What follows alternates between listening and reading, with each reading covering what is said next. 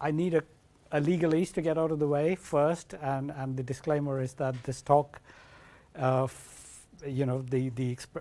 opinions expressed by me, Fred, and Sanj are our opinions and not those of the organizations we currently work for or have worked at in the past.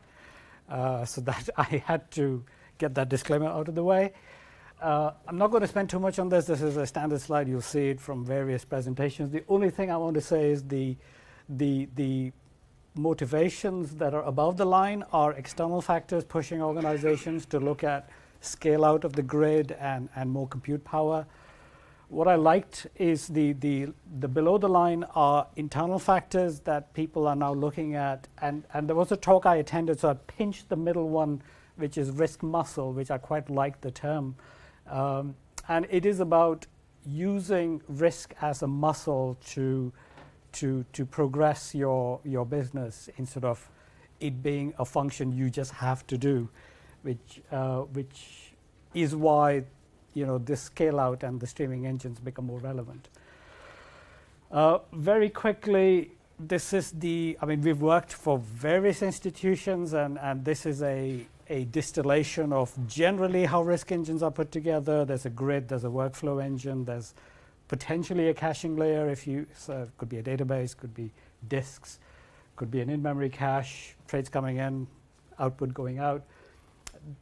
Won't dwell on this, but the rest of the talk will be built on this image. So that's why this is there. I'll hand over to Robert, our colleague from Google, and on the Dataflow presentation piece. Thank you. Hi. So there's going to be a bit of jumping back and forth between each of us, so hopefully it's all going to make sense at some point. Just as a kind of why Google in this space and working together with these chaps, essentially Google has a quite long history in data processing, big data management. And the particular part that we're going to look at today is Dataflow, which is we will come onto it, but think about stream and batch processing in a kind of a unified model. So to kick that off, I thought let's start with a little bit of history. This is Flume Java. So if you think about MapReduce, MapReduce is great. I mean, it abstracts a lot of the complexities of trying to talk to different systems and actually doing that distributed compute. But if you try and think about doing multiple MapReduce jobs, then you kind of get into the space of like a pipeline, a data flow, a directed acyclic graph. This is basically what Flume Java is about. It's about taking those steps and bringing them together. So that graph, if you want to conceptualize it, is kind of an orchestration. But important in terms of orchestration here is let's say the arrows on the graph. This is your collection of data. It's immutable and it's parallelized. So it's not just on one machine. It's sharded across different machines. So this is part of the background that's going into Dataflow itself. The other part is Millwell. So Millwell is about streaming. So it's about complex event processing, doing this at low latency. Again, there's a graph involved, but I guess the key concept here is that there is an unbounded collection. You have to look at that collection at a particular point in time, and the latter part of the talk, we're actually going into some details there. And the other thing is that there's going to be state involved here as well. So whereas the previous, you can kind of think, well, I've got an immutable collection. I'm going to do some functional programming. I'm going to pass from one stage to another. In this particular state, we have to think, well, because I have an unbounded collection, I have a stream coming in. When am I actually going to stop and look at something and actually calculate some kind of result? So these two kind of come together and they form Dataflow. Now, Dataflow was basically an effort that we made to kind of bring these together in our cloud space that we had an offering for customers, and they could basically look at either batch or streaming for a single API. So if you think about the type of calculations, the work that they're going to do, like filtering, grouping, these kind of things, think about MapReduce kind of tasks, I mean, they're all quite simple primitives, but if you think that I want to be able to do this on both a batch and a stream, or I like to look at this a little bit differently, both bounded and unbounded data, and we'll come back to that concept later, but essentially bounded data, think about it, I have a field and I've closed the gates, all the animals in the field, I can basically count them, none of them are going to go in and out of the field. If I open those gates, I've got to have some way of knowing, like, am I looking now? Has an animal left the field and a new one's come in? Is it the same one again? So it becomes a little bit more complicated. But the type of work, the type of questions you might be asking your data at a specific point in time, a specific window, will be the same. So this was Cloud Dataflow. And in our effort, what we basically wanted to do, if I go back a few slides here and say, look at this history. So a lot of our history before we were in the cloud space was about producing research and white papers. And this wasn't just research and white papers. We were implementing these systems internally. But you'll see some big names up there like MapReduce and GFS. This is basically externally is the foundation of Hadoop, which is a separate effort to actually do this. But it's based on a lot of research that was done at Google. As we moved into the cloud space, what we saw more and more is like, okay, it's great that we're getting this research out there and people are developing this, but we can also take the efforts that we're developing and actually externalize them very early on in the process. And that way we have a programming model, an API, which everyone can go and use. And then the equation becomes a little bit different. From a cloud point of view, as a service provider, we're looking at providing a managed service to actually host and run that API. And that's going to become quite an important theme here as well. So I'm just going to go back forward again. So we're going to come now to Beam. So Beam is essentially the programming API. We took Dataflow and we donated it to the Apache Foundation, and it became Beam. The name is, well, batch and stream, Beam. There we go. A lot of thought went into that one. Naming things is actually a very difficult effort, and we'll save that for another talk. So I'm just going to let you have a quick snapshot of the Beam model before I hand over to Fred. But essentially what we're going to be focusing on here is we have a programming model. So this is the API. This is the abstraction. This can be implemented with different languages. We have languages such as Java and Python, and we're going to focus heavily on Java today. And then we have a number of runners. So basically, where's this going to run? So Cloud Dataflow is our managed service, is one of these runners. Another runner could be Spark. Another runner could be Flink. So if you imagine you have one API, one abstraction that you're actually programming against, and then depending on your environment, what you have available, the cluster that you want to go and run this on, you can actually go and use that as your runner. And we will talk about some of those differences and the pros and cons of doing that later in the talk as well. But now I'm going to hand over to Fred, who's going to talk a little bit about Beam. This is forward. Yeah, right. Yeah, so as Robert mentioned, Apache Beam is basically an abstraction over top of the Dataflow model, and that was contributed by Google and its partners to the Apache Software Foundation, which became Beam. So the cornerstone of the Beam API is the functional approach, which is known as a do-fun, so otherwise known as do-function. Right? It takes an immutable set of inputs, which is a P collection. So these data elements are then applied against a function, which can have one or more outputs.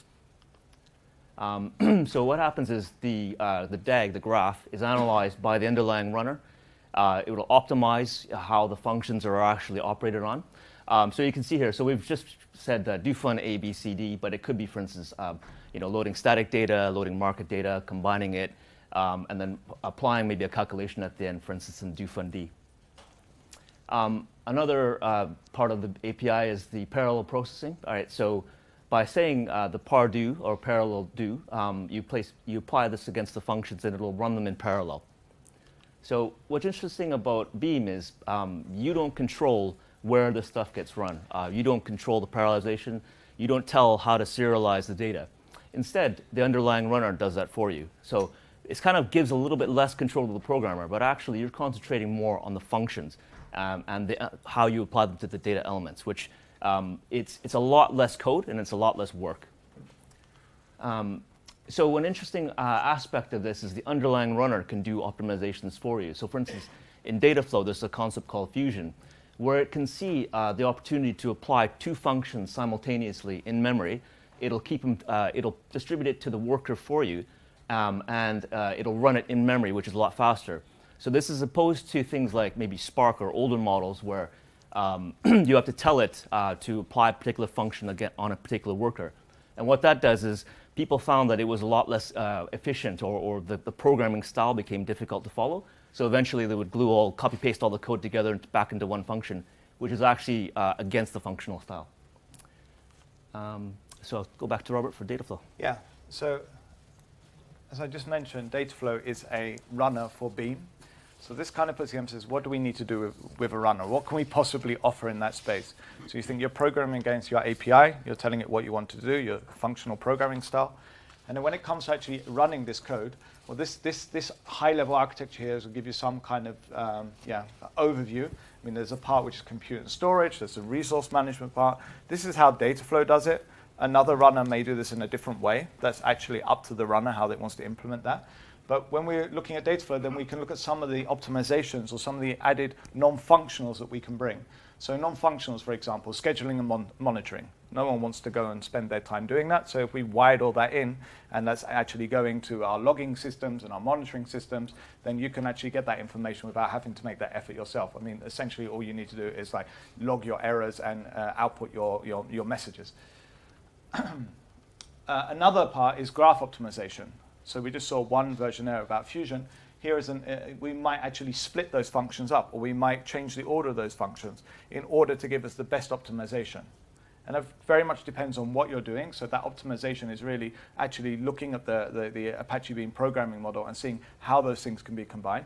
And there are ways to actually go and break something like Fusion, for example. So we might say, well, actually, by fusing two things together, I'm not getting the best performance. So you would add a group by key in between to actually force those to separate. But in most cases, what we're looking to do here is actually go and find the most cost-efficient way of running this. So auto-scaling is an interesting concept, and I will point to something that Dataflow, the service, does. So Dataflow, if you can imagine these workers running, when we're actually doing the shuffling stage, we will actually use a separate memory shuffle service that we have to go and do that. So it's kind of we have a separate service. Those workers, they need to do a shuffle instead of having all those workers like broadcast to each other what they need to do. Imagine they kind of offload that to a memory service, which does the shuffling and then pass it to the next stage. This is really useful because it really allows us to kind of scale out and scale down. So the idea with Dataflow is essentially that you can kind of put your foot on the gas pedal and just say how fast or slow do you want to go. And then there are some cost considerations being made there, but if you take it a little bit simply, then it could be something like, I could use 2 workers for 10 hours, or I could use, 5 hours with 4 workers, just to give you some indication. But in order to do this, if you think about that auto-scaling process, you've got this notion of work being done on those individual machines, and some of those machines might be straggling. This might be because one key is particularly hot compared to another, so you have slight skew in your data, for example. And because of that skew, the other keys that were going to get processed by that machine are now backed up. They're waiting. Whereas other workers, they've actually gone through their work. They're finished. They're waiting around. So before we go and say, hey, add more workers, we need to be able to say, well, actually, if I kind of chop off those stragglers and like reshuffle them around, so the rebalancing my work, I can get a better utilization of my resources. So it's not just about adding extra resources to get things done quicker, but it's about looking at the most cost-efficient way of actually running that. So I think it's worth pointing here that if you've got so in the context of most people here, if you've got a population of plain vanilla flow instruments and you've got Bermudan swaptions to go with it, that's the context in which one is taking 20 minutes to price and one is taking 300 milliseconds to price. That ability to dynamically rebalance, if you've got 4,000 cores deployed and you're doing a mixed population of 300,000 trades across this population, that ability to rebalance the grid without you having to do any work at all is quite impressive to look at, without you having to write a single line of code. I think that is the context I just wanted to bring in. So I think now we're gonna switch pace a little bit, and we're gonna look at actually what we're calculating, what's the work that we're doing. So as we mentioned before, the programming model here, we're using Java. So we're going to actually now focus on the world of quants and the languages they use and how actually to do that work. So I'm going to hand over to Fred. Okay, thank you. So this is the sort of the guts of how we ran a lot of these risk functions. So the typical setup is that you've got your C++ pricing library, and as we mentioned before, the container is Java, so it has to have a way of calling the C++ functions. That's going to be via JNI. So this is the Java layer that helps us access C++ functions. So there's a couple of challenges here because Dataflow and Beam aren't really designed for this type of workload out of the box, right? So this is one of the first times this has ever been used this way.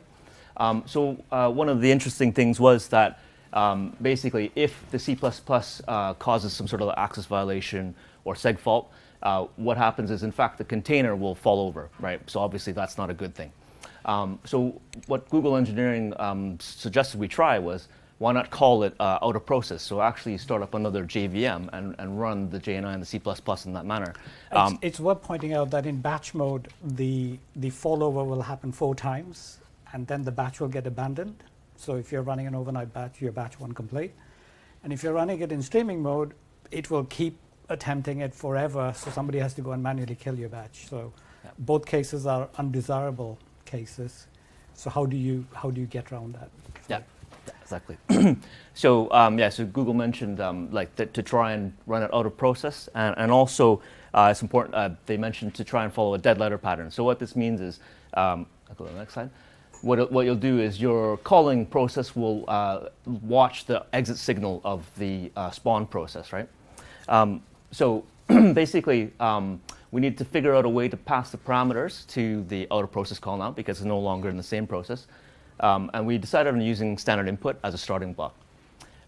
We also realized that, in fact, passing all these parameters is simply an interface, right? So it's an interface object of some sort.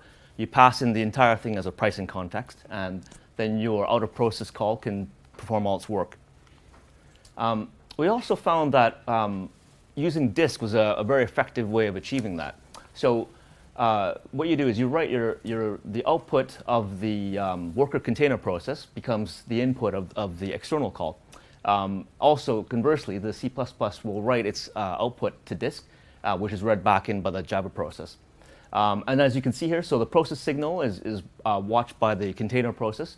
If it dies, what happens is you'll be able to tell that there's some problem with your calculation. Again, it's worth mentioning that the disk here is a Docker container running across thousands of physical or virtual machines.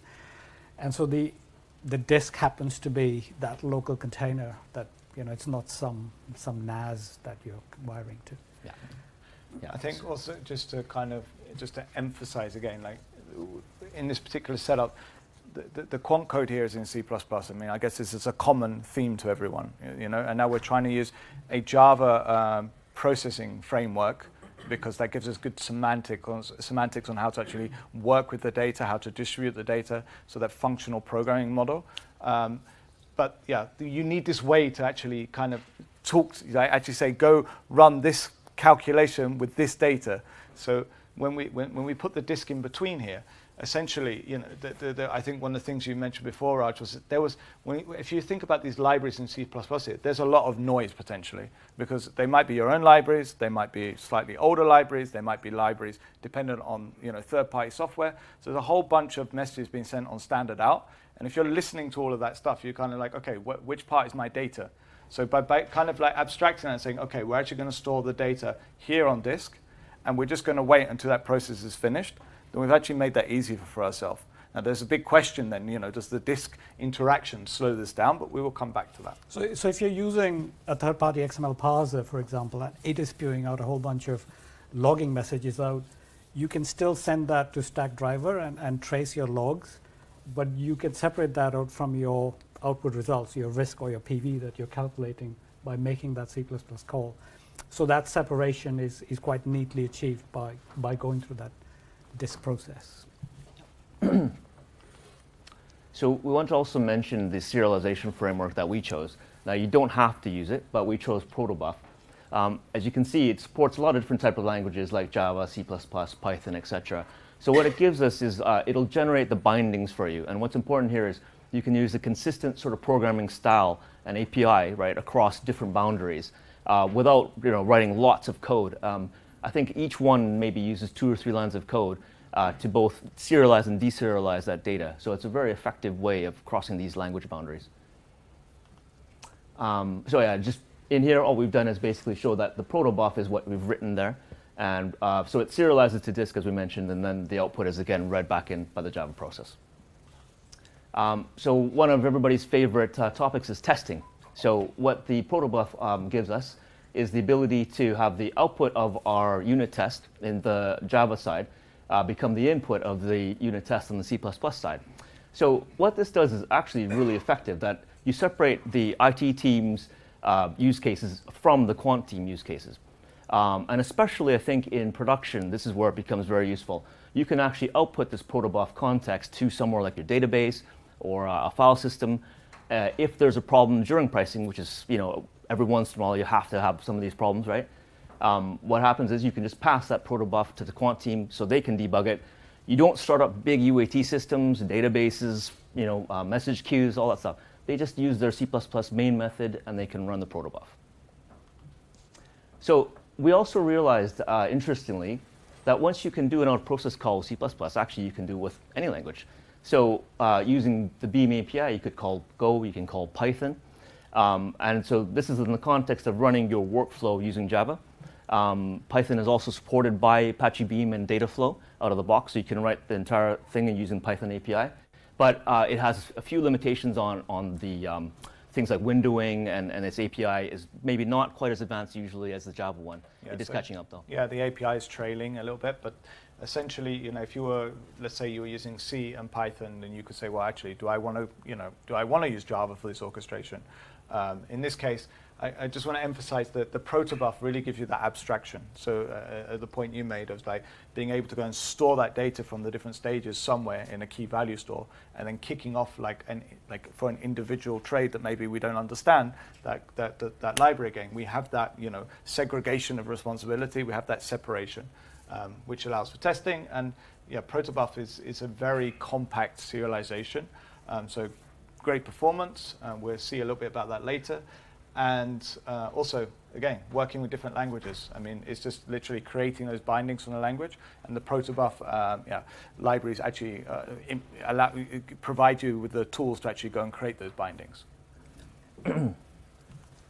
So this is the final view of it, basically. So our container process sends the protobuf to the C++, so our pricing context goes in. Output can be, as I said before, one or many. So in the case of our risk output, we may have errors. We also can catch any sort of uncaught exceptions from the C++ process. So I want to talk a little bit about the Beam module separation. What Beam lets you do is it abstracts out the different data sources and sinks by using what they call I/O connectors.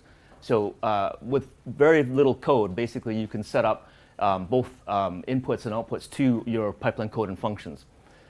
In the case, for instance, you may have a Kafka queue that you're reading from, or an Elasticsearch data source. It may output from your pipeline to Redis or MongoDB. And then conversely, you can swap them around, and you're reading from MongoDB, outputting to Kafka or Elasticsearch. So it's a very important part because this stuff is handled more, we feel, by the IT team. So reading in from a data source of some sort, like your market data, your trade data, the quant teams maybe can handle more of the functions that you want to apply during your pipeline. So yeah, like I said, it gives a nice clean separation again. So I'm going to hand over to Sanjeev to talk about Apache Flink. Thank you very much, Fred. Right, so I'm going to talk a little bit about Apache Flink. As Rob mentioned earlier on, there's different runners in Apache Beam. So you write your code in Apache Beam, you run it in the Beam API, and you can give it to Google Cloud Dataflow, or you can give it to something like Apache Flink. So that gives you the portability, doesn't lock you into any particular runner. So Apache Flink is an open source processing framework. It grew up completely independently of Google Cloud Dataflow. So the company behind Apache Flink is called Data Artisans. A few years ago, they said, hey, we like the Beam API. We think that's going to be a big player going forwards in this space. So we're going to make Apache Flink compatible with running Beam jobs. So write your Beam job, run it in Cloud Dataflow, and run exactly the same code in Apache Flink. So as you say, code written for Beam can run in Apache Flink. So let's get back to how do we actually build this risk engine. So hopefully by now, all of you are hooked on this stuff, and you're wondering, okay, we've got this risk engine. How do we actually start experimenting with it, building it in-house? So with Flink, go to the website, download Flink, install it on your machine, and you can use that for the distribution and the workflow.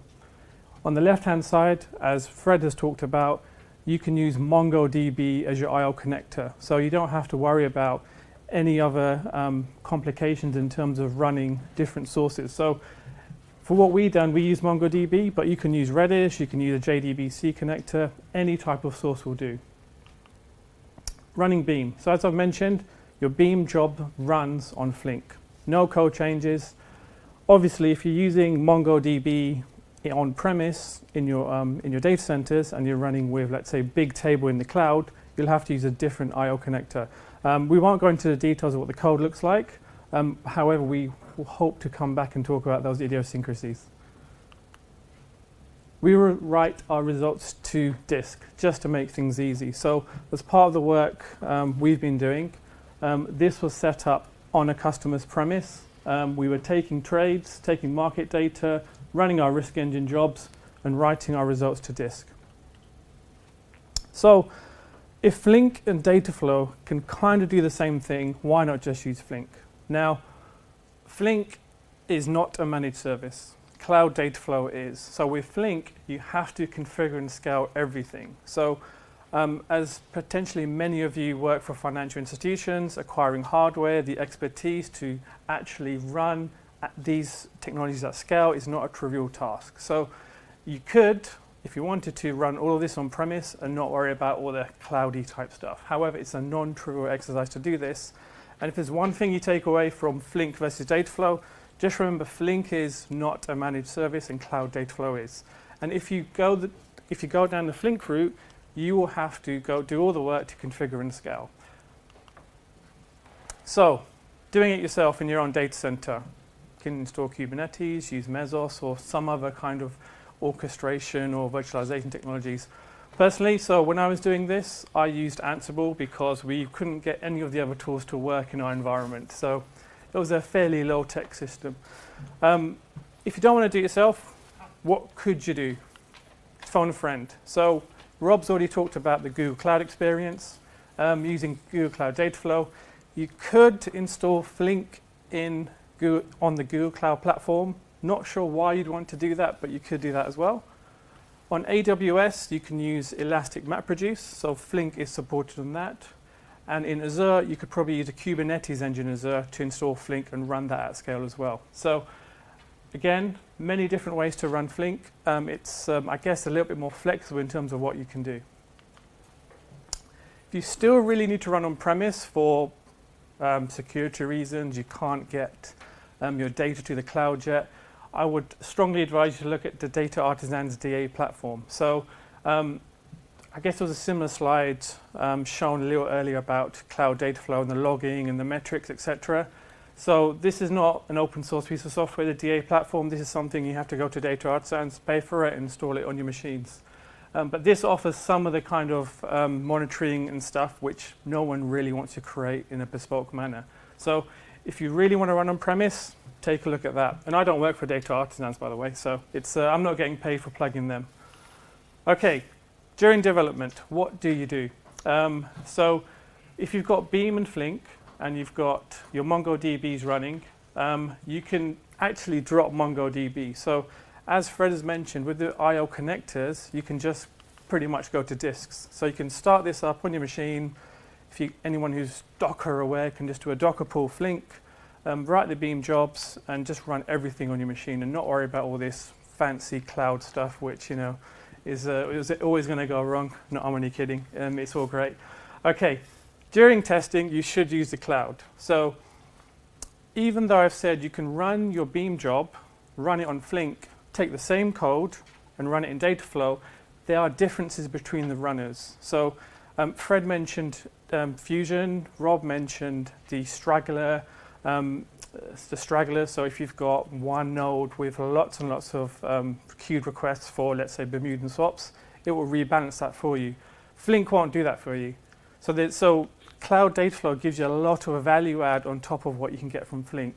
So some of the actual differences between the two are, in Cloud Dataflow, you need a bunch of jars. In Flink, you need an Uber jar.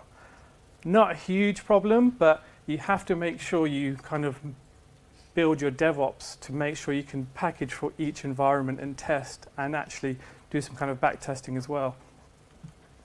Another problem, Flink will decide the parallelism for you. So it will say, okay, how many machines do you want to run this across? How many cores do you want to use? Dataflow will do that for you. So this reminds me a lot of writing JavaScript code. So when I used to write JavaScript code, I'd write it for Internet Explorer way back. But it doesn't guarantee it's going to run in Chrome or Firefox. So when you write your Beam jobs, you have to make sure it runs everywhere in whichever environment you're running. And with that, I'll hand back to Raj, who's going to talk about the tests we've done with Flink and Dataflow. Thank you, Saj. We'll come back to the Flink theme at the end as to why we, even though the title is Running Analytics with Google Dataflow, why we spoke at length about Flink. So we'll say, I think Sanj just touched upon it, but we'll come back to it.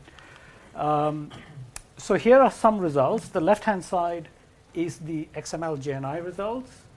The right-hand side is the protobuf results.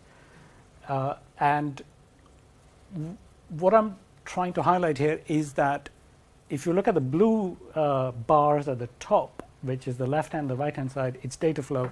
There is not really that much difference in Dataflow performance when you switch from XML JNI to protobuf, because internally, Dataflow is optimized for XML.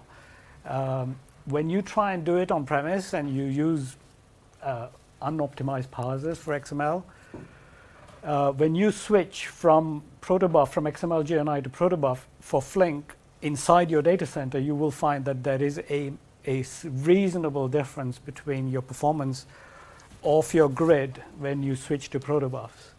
And the good news is that Flink in your data center begins to compete very, very well with the performance of Dataflow in Google Cloud. So yes, you don't get the auto-scaling, you don't get the managed service, but if you want to start a journey where you have a legacy estate and you've got to move it to a streaming paradigm, but you can't move the estate and move to the cloud because it's too many moving parts, you can de-risk it in the full knowledge that you can have a stepwise approach, go to Flink, make sure that the paradigm works, you get the same risk and P&L numbers that you do with your current engine before you commit to moving to the cloud. You become cloud ready in that sense when you start on this journey. I think Sanj mentioned, why would you run Flink in Google? You could take that paradigm further. You could say, I will run Flink and Beam on premise.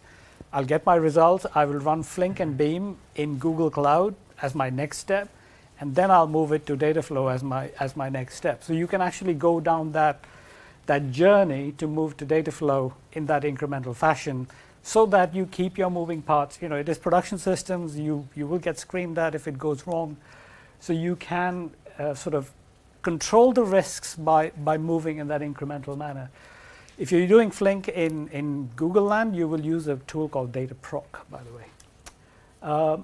That's all I want to say about the batch results here. There is a lot more detail behind this, which it is 7 o'clock on a Tuesday, which I don't want to bore you with. I think that the main point here is that you get to a paradigm where you can get on-premise performance as good as you can get in the cloud. This is the scale-out characteristics when we did, this was a combined population. We were doing, so this was only for plain vanilla swaps. It was 2 million plain vanilla swaps.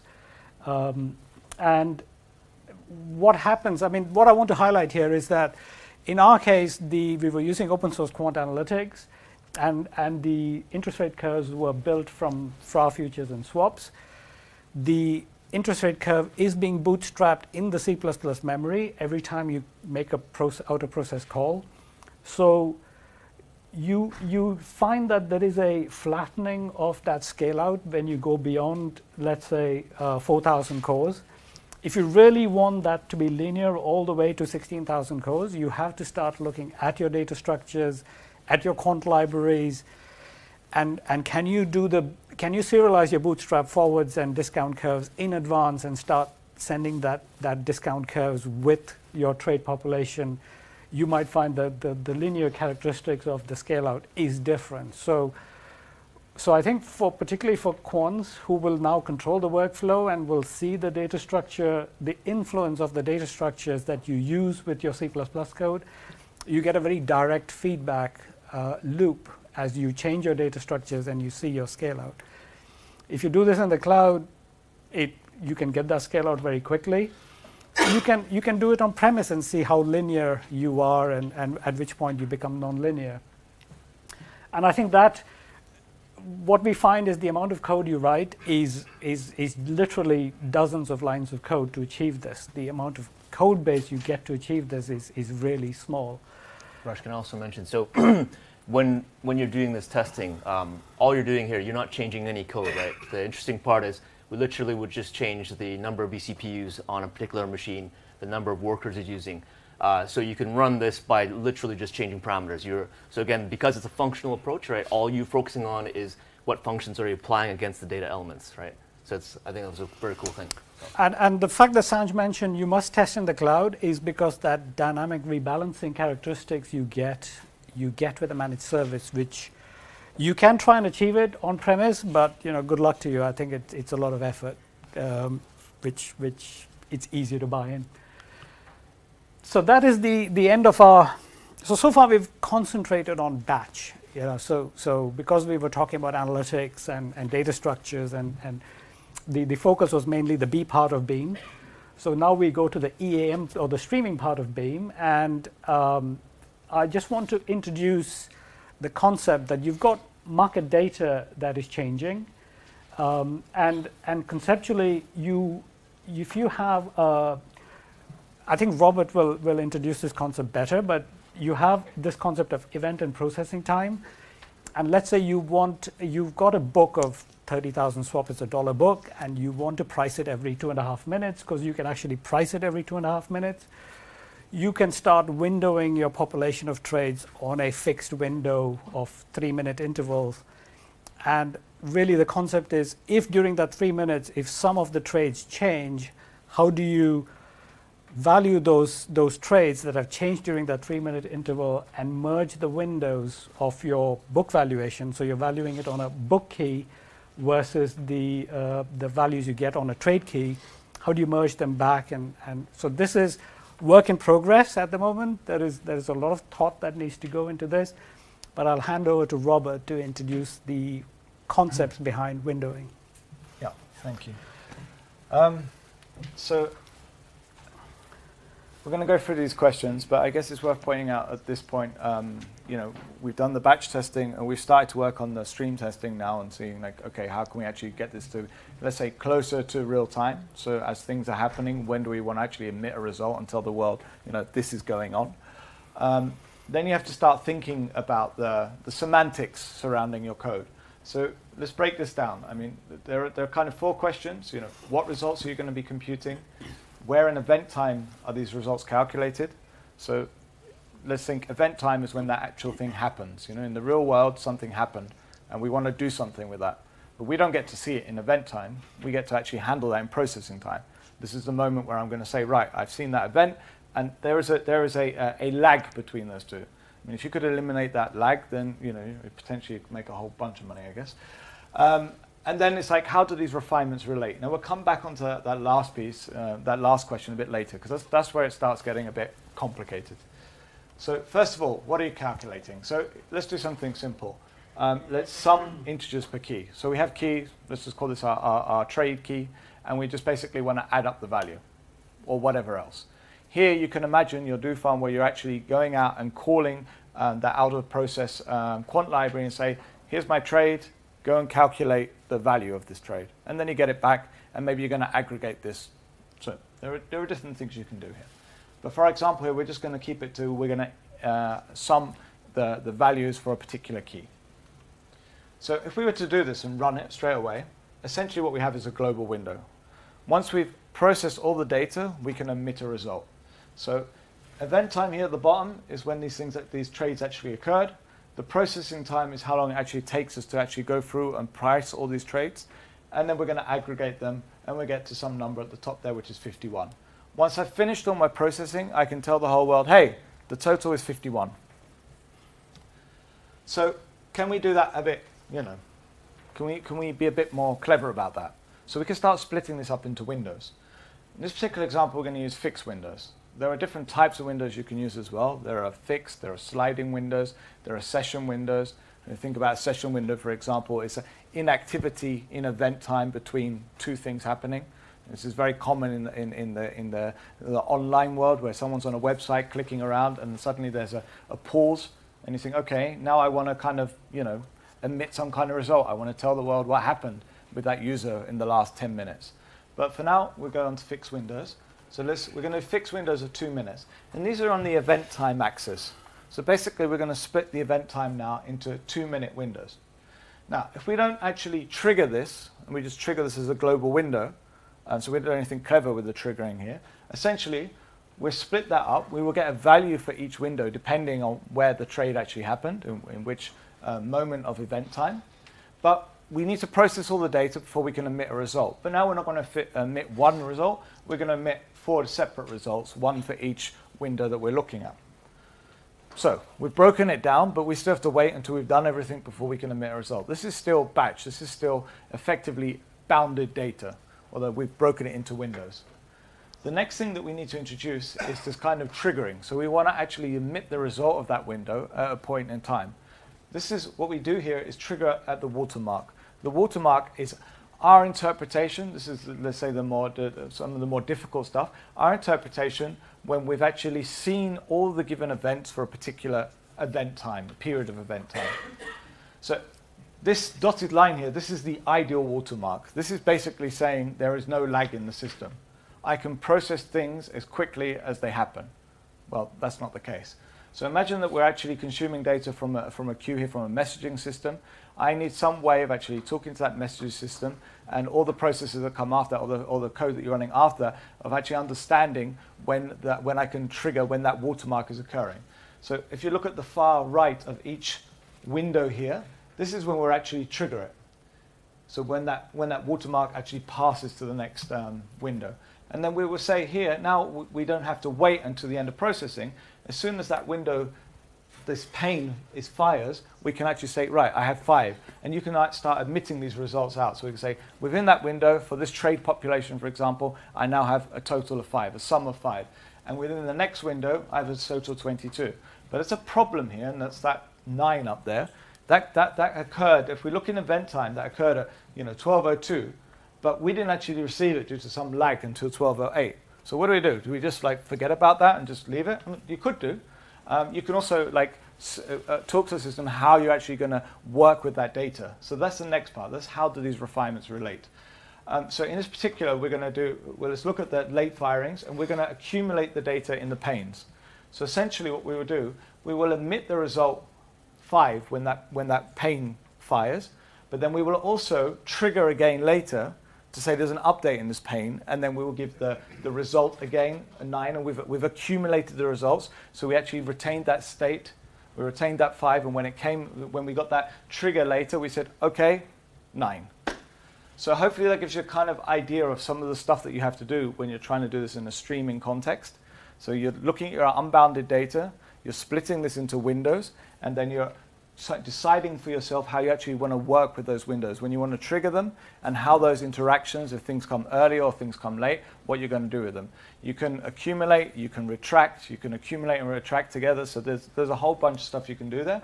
But hopefully this gives you an idea of what's possible. And this is the stuff we're working on now. And as Raj and I were discussing earlier, this is the kind of stuff that maybe we'd like to come back later and actually show you this piece working, what it actually means in a streaming context. So I will hand back to Raj for the closing piece.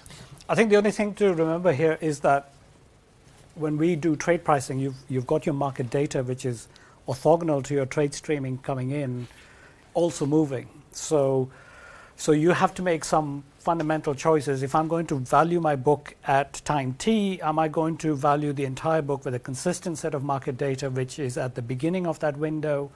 And then am I going to superimpose an edit to a trade within that book at the time using the market data relative to the time that trigger event happened for that trade? Because you might have a situation where you have a 100 million notional swap, which is novated to 40 million, and somebody may be interested in knowing the change in PV's breakdown between the change in PV due to the change in notional and the change in PV due to the change in market data. So if you need that breakdown of your PV change in terms of market moves as well as the effect of novation, you have to put a lot of thought into how you're going to design your emission, your triggers, your composition, which, like I said, is work in progress, right? We are still working on it, and we would like to come back and talk about it when it's in a more refined state. So the conclusions are there is some reference. The standard Beam reference. There is a special. So Reza has released a piece of code last week, which is now publicly available to run. This is a Hello World program in C++.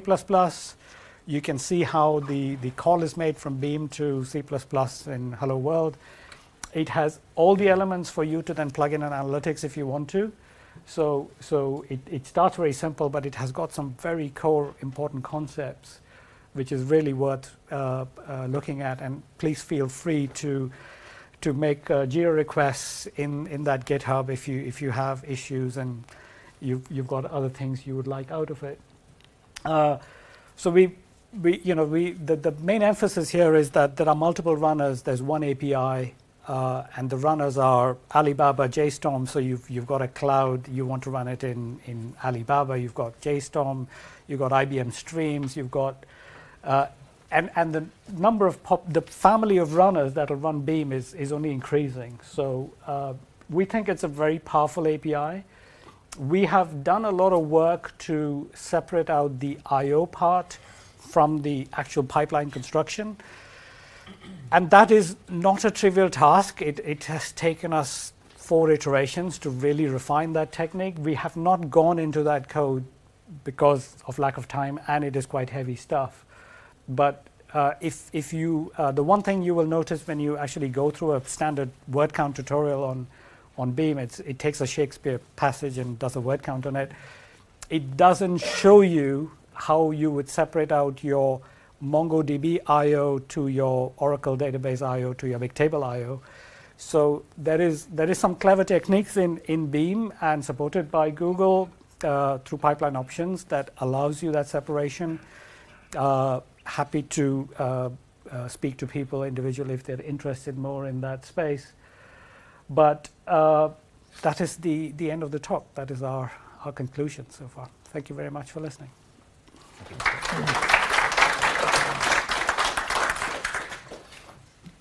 So we're also going to stick around for some questions. Are there any questions that we want to do while we're still online before people have a chance to grab a beer at the back? So let me repeat the question and explain the chuckle. So the question is this: like you're running Dataflow in the cloud. Dataflow runs on Linux machines.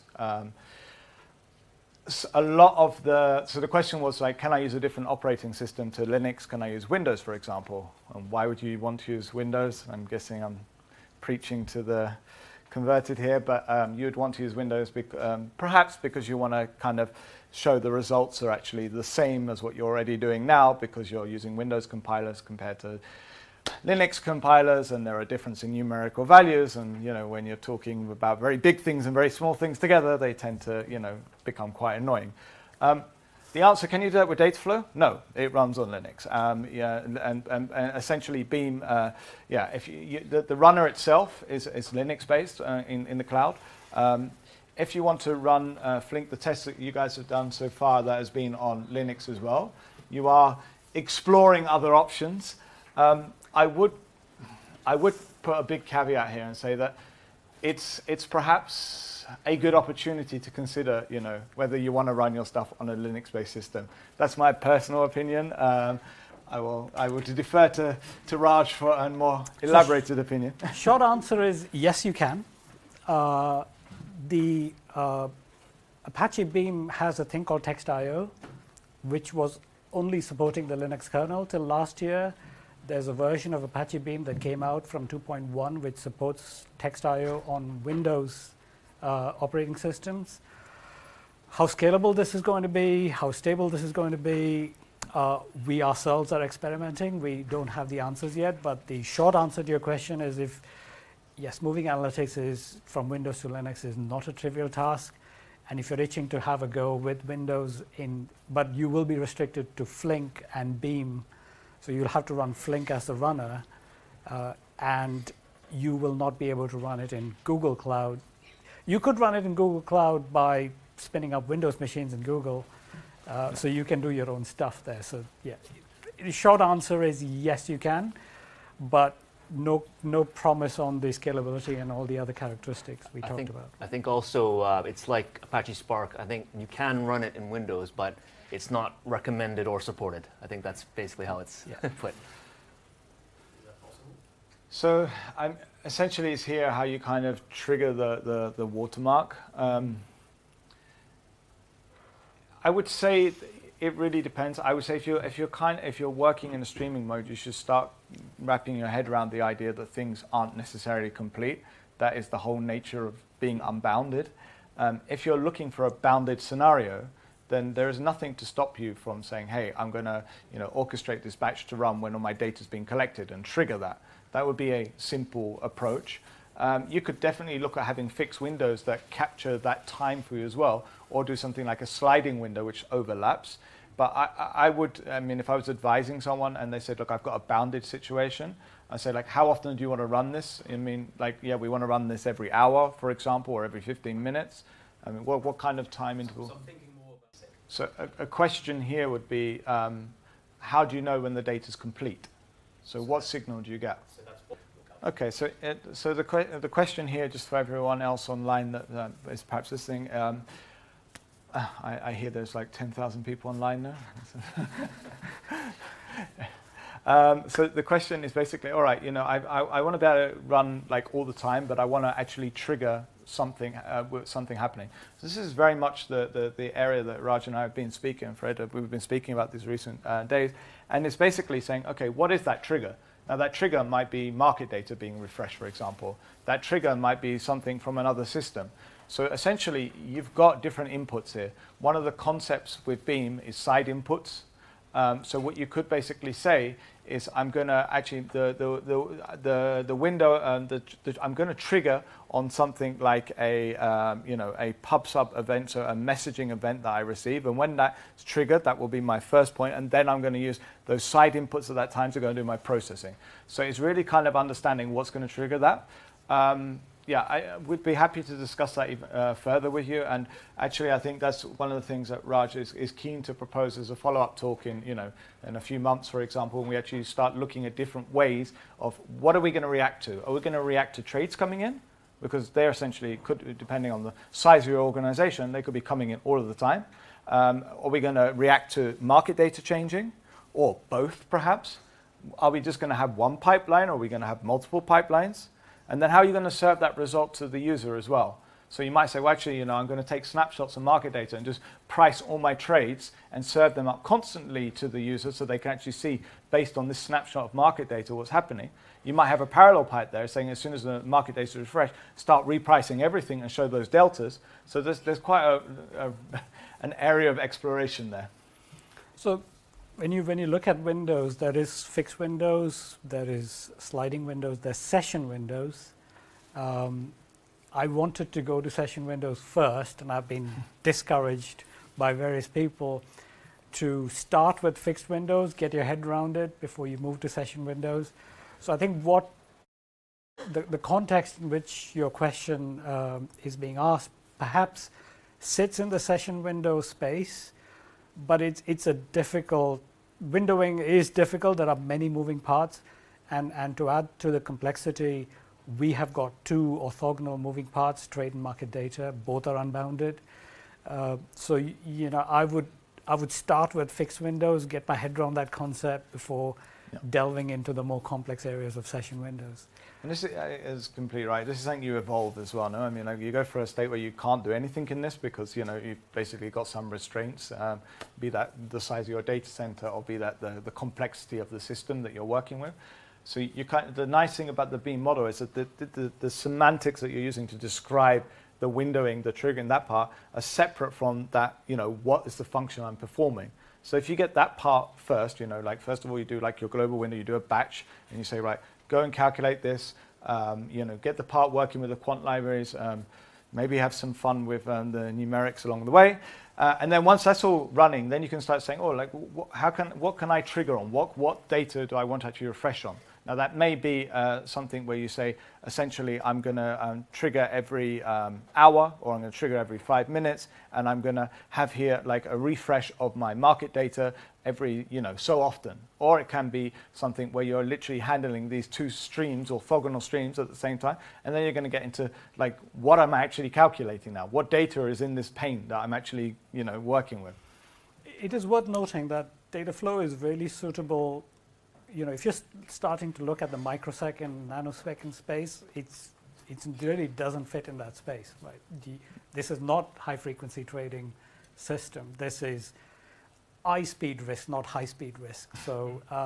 So if what you have to consider is, what is your moving part? If your trade population is relatively slow-moving, and your market data is moving more rapidly on a tick-by-tick basis, maybe you window that part, and the side input that Robert mentioned is a way to broadcast the same data to all the cores. If you're using 4,000 cores, you want to broadcast that data.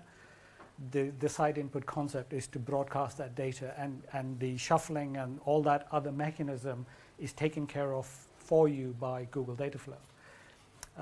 So you really have to break your problem down into its most basic parts and start there and then build your way up. I would suggest. Cool. Any other questions? Yes. We go to slide 25. Slide 25. So I guess there are a few elements here. I mean, the number of workers you're using, the type of disks that you're using, we provide different options there. You don't have to work with disk. You could do this all in memory as well.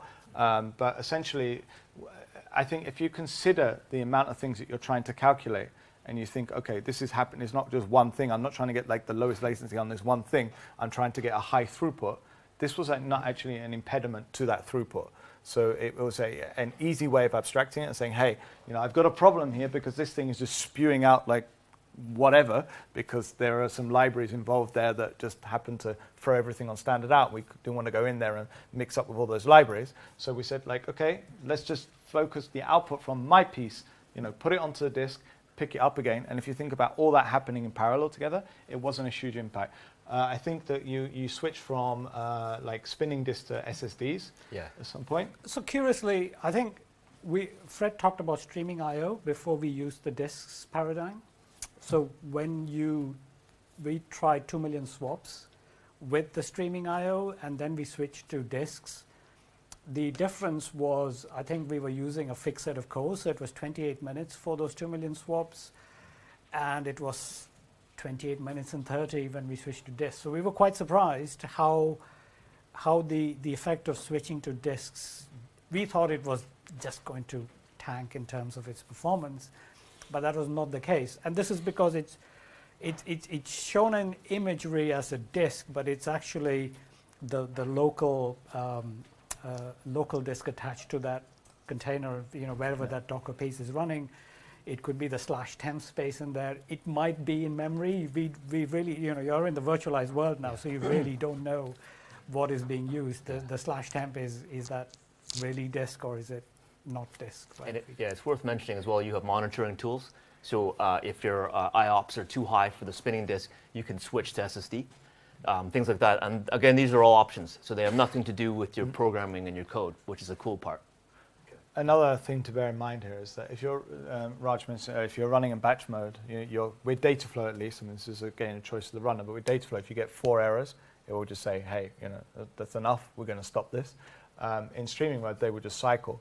But let's say that one of those workers goes down for whatever reason, some reason, and then Dataflow will take care of bringing a new worker, and it will bring it to that disk as well. Mm-hmm. So you could actually think about here, like, okay, let's say, if you're doing like the simple swap options, this was like, what, 200 milliseconds or something? I mean, it was very... Yeah, unbootstrapped, this is the piece we didn't go into. So because bootstrapping is happening off the interest rate curve, the first time you do a swap, the first swap is about 450 to 600 milliseconds. And then so if you start bundling your swaps in micro batches, so instead of making one trade per out of process call, you start giving it 4 or 5 trades. the subsequent swaps, because all the interest rate curve, the amount of market data is fairly small, so everything is bootstrapped. The following swaps were taking around 30, 40 milliseconds per swap. So when you do it across 6 or 7 in a micro bundle, you would do that in 700-800 milliseconds. Yeah. So your total, that's where the scale out time that I showed flattens out, because that initial bootstrap is the way the quant library works currently. We were using QuantLib. So this is where you have to start experimenting with your data structures and the way you serialize. You could serialize your market data up front and send it so there's no bootstrapping happening. These are the choices you can experiment with. And you essentially have a checkpointing mechanism here if this goes down or that goes down. So that's something you can also play with and say, hey, is there a value? Like when I'm running these calculations here, like how much data do I actually need for that calculation? How much time does it cost to get that data prepared and ready? So these are things I would encourage to look at. Again, if you want to use JNI and just go straight over, that's also an option. And it's really about you trying to understand your analytics, the way it interacts, and get a feel. When you start running it and you start playing with the various parameters and start moving stuff around, you get a feel for what works, what doesn't work. You get to an optimal point, then you can start looking at what can I change in my libraries to get this even faster, right? So it's an experimentation, it's a process, and that's why I think the Flink piece is cool, because you can do it on your machine with a small set of trades and start looking at that stuff without doing the cloud bit first, right? And again, you mentioned this is not high speed, this is high speed. So this is not just used for risk. You can use this for whatever you want, and you don't have to do this out of process calling. If your libraries happen to be in Java or you're using Python, you could skip this part completely. The reality is there's a lot written in C++ out there, so we should be able to handle that, and this is how we're proposing to do that in our experimentation. But I'm losing my train of thought a little bit. But what I wanted to say here was, come back. No, gone. We'll come back in a moment. One minor question about this. So this is external to that container. So yes, that one is JNI, so it is a Java. So it's still got the Java wrapper. Yes, but the next one, if you go here, Okay. if you're doing protobuf, then it's a C++ process. So JNI, because you're passing that Java object essentially, but here because you abstract with once a realization, this is an interface. Then okay, what serialization format do I have out there, which is language agnostic, and that's basically what we created protobuf for. So your C++ layer effectively becomes an interface. So all you're doing here is wrapping it with a main, but you can also wrap it with JNI as well, and then it's called the same interface method. So that's what we were playing around with, and then we realized actually it's just much faster and easier with straight C++. And again, goes back to the testing, right? So rather than this big cumbersome sort of system that you have to deal with, all of a sudden you just have your executable and you can debug it straight in. So it was really cool. It's also a question of journey, right? If you've got JNI today, because that's how you communicate, you can leverage JNI. So you don't have to change the whole world on day one because you're moving to this. You use what you have, you get it going, and then you start making the changes. So you don't want to switch to protobuf on day one. You don't want to change the whole world on day one. So you evolve that process. And we went through that exercise. We went through that evolution over the months. And that's all we're trying to bring out, is that it's the way you decide you want to do it. There's no prescribed method. There is no set standard. It's how you do it. I think the really key thing here was about separating out those responsibilities. So there is a piece here of actually, having the quants work on their code and saying, right, you've got your code, we provide you this interface. There's a piece here of actually how do you orchestrate that data, and then looking at if you're going to move to a streaming space, like what data I'm actually sending out here, what are you calculating for me? And then there's a piece of how you integrate with the other systems, which is that, another separation where you're saying, I don't want to be inflexible that I have to work with this type of storage. Given a change over here, I want this still to work for me. So it's really kind of breaking this down into something that we could have clear responsibilities in a very, very complex environment. Because you might be stitching your market data from a relational database. So you're making an SQL query, you're stitching that data up together, You're then passing it to the C++ layer. To us, that is really feeding the pipeline with data. It's not what the quant would be interested in. So he'll say, here's my data structure. I want my market data defined in this structure. Once you've given me that structure, I'm going to wire the pipeline, because I'm going to do X, Y, and Z, and then I'm going to give you the results out. So it is about kind of plumbing. It is the plumbing, and it's about the separation of that plumbing. So, IT are the plumbers, and if you want to look at it that way, right? That's all right. I can live it. Hi. The question was about, how do I test this? How do I make sure that what I'm doing here is actually reproducible? I think that was the short summary of the question. Yeah. So that is actually the beautiful part about this, is that your protobuf, so you can write tests on the Java side, the IT side, that are designed. That's your expected output from your process, right?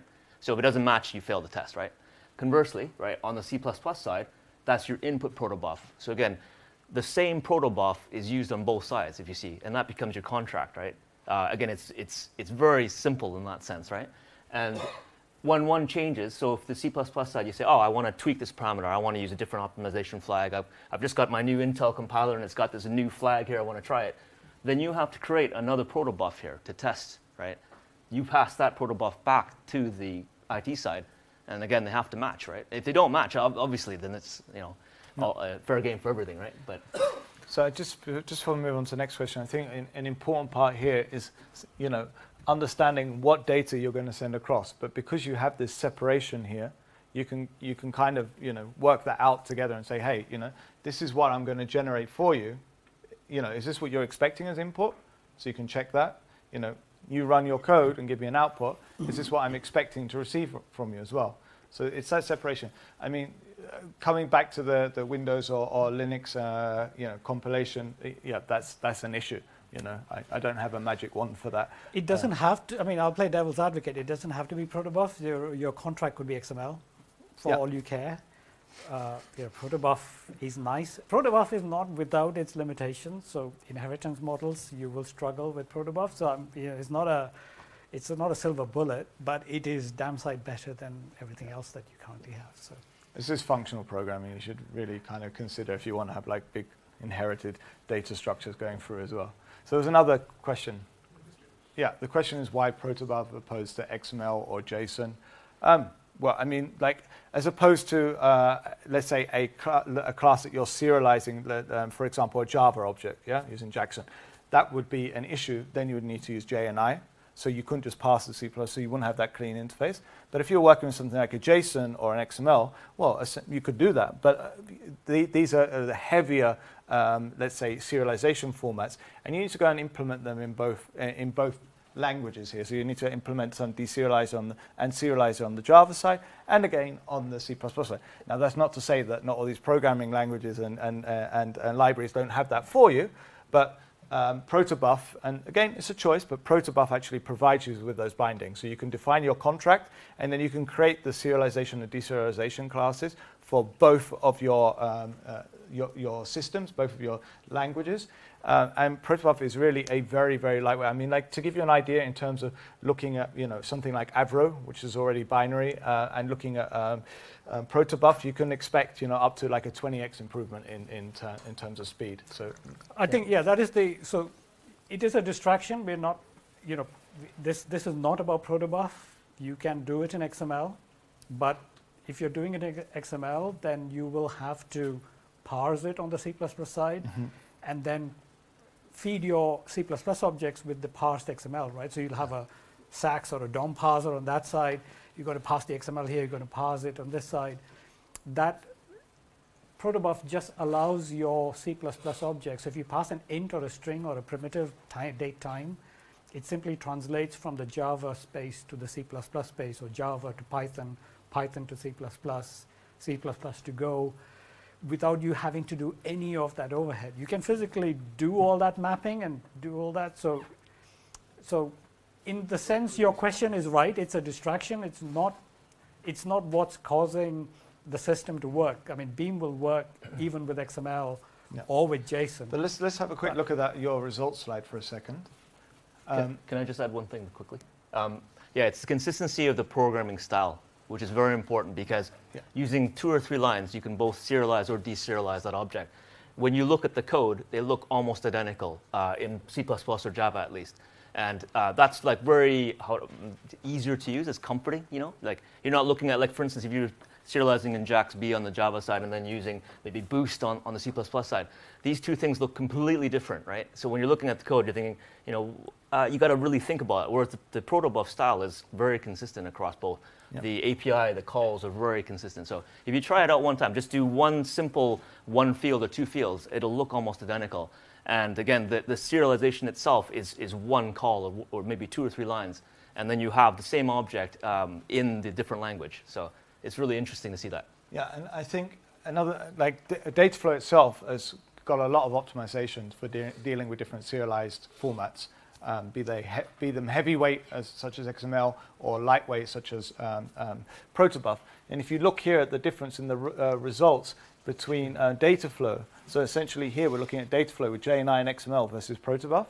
You know, there is an improvement to be had with protobuf, but it's not as dramatic, especially at the lower end of the scale here, as we see with Flink over here. So Flink perhaps doesn't have all of those optimizations for those the XML objects. So you're going to pay a heavier price because essentially those serialization, it's heavier. I mean, remember, you don't have dark fiber and all that kind of stuff in your data set. Maybe you do, but generally we don't have all that whiz-bang kit in our data centers. So you just buy commodity blades and you buy commodity, you probably have 1 or 10 gig switches. And so when you start looking at your infrastructure, and this is a good example of that, where you're running a box standard XML process versus protobuf, even when the networks are not optimized for shuffling protobuf streams around, we were quite surprised to see that, you know, the remarkable improvement you get, that kind of differential you get by switching to protobuf. Yeah. So, and that's the only reason why we mention it a lot, but you're right, you don't have to go down that route at all. And I think it's also worth mentioning within the Beam model itself, so the actual functional programming layer, it depends what kind of work you're doing there as well. But as you're passing between those functions, you're passing those classes between functions, you can also choose, you know, how do you serialize those for classes. So you can go for standard Java serialization. You could also go for Avro, which is quite simple because it's just an annotation on the class.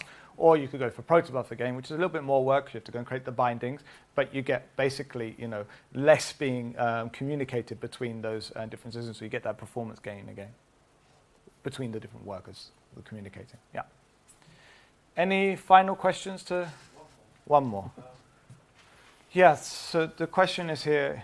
So the question started off with, in a perfect world, having just one runner, or, you know, now Beam supports multiple runners, and, you know, maybe those runners don't implement all of the features that Beam has to offer. So first of all, if you go to the Beam website, you can compare the different types of runners, and they will tell you which things have been implemented and which haven't. So there's functionality there, and some of that functionality is dependent on the underlying hardware. So that's something you need to watch out for. That could be in you know, how they deal with different types of windowing strategies. It could be to do with, I mean, we can pull it up even, but we just need to go to the Beam website. Splittable do functions. Yeah, splittable do functions. It might be that there's some new functionality in Beam that hasn't actually been built into that runner yet, so they maybe lag in that. So I think it's good to actually you know, go to the website, follow actually, and look at which runners you're using. We work with other companies to make sure that those runners, you know, get as much parity as possible, because essentially, you know, Beam is giving us this abstraction that we want to have. You know, Cloud Dataflow is never going to run anywhere apart from in Google, because essentially it's our infrastructure and all the systems that we use underneath to actually make this as managed and as fast and as cost effective as possible. But working with companies like Data Artisans, for example, with their Flink runner, that's why Flink's such an attractive runner for us, because they're trying to give something that you can run, on premise, for example, and get a very similar experience. So I think if you're in the business of creating runners, then it's good to try and stay up on feature parity. For anyone using it, I would say have a good look at the Beam website and actually see which runner is actually at which stage. And then I would say, well, when you're choosing which functionality to implement, beware of implementing something that's only supported by one runner, because that might give you a problem, unless you particularly need that type of functionality. Any last question? Anyone else? Well, then I think we will round up and move to the cocktail area. Thank you very much, guys. Thanks, Thank you. Thank you.